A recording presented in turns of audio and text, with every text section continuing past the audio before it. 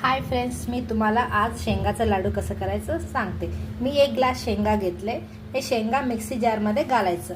एक मिक्सी जारमध्ये घालून त्याला गूळ घ्यायचं। मी गूळचा पावडर करून घेतले। 1 ग्लास शेंगामध्ये अर्धा ग्लास पेक्षा जास्त गूळ घ्यायचं आणि एक गूळ बाजूला लावून शेंगा मिक्सी करून घ्यायचं। असं शेंगाचा पावडर घालून यामध्ये घालून घ्यायचं। एक वाटीमध्ये यामध्ये घालून आपण अर्धा ग्लास पेक्षा जास्त गूळ पावडर घेतला ना, यामध्ये घालून घ्यायचं आणि हे सर्व मिक्स करून घ्यायचं। मिक्स करून घेतल्यावर परत एकदा आपण मिक्सी जारमध्ये घालून एकदाच म्हणजे एकदा असं मिक्सी करून घ्यायचं। गूळ आणि शेंगा मिक्सी करून घेतल्यावर 3-4 इलायची मिक्सी करून घ्यायचं।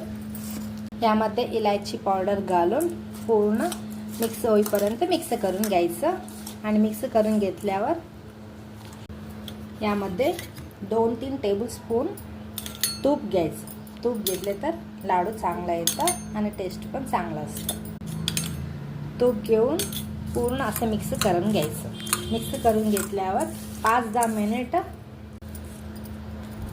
मिनिट झाकण ठेवून लावायचं। 2-3 मिनिट नंतर आपण हे लाडू तयार करून घ्यायचं। बघा, मी लाडू तयार करू लागले। असं लाडू तयार करून घ्यायचं।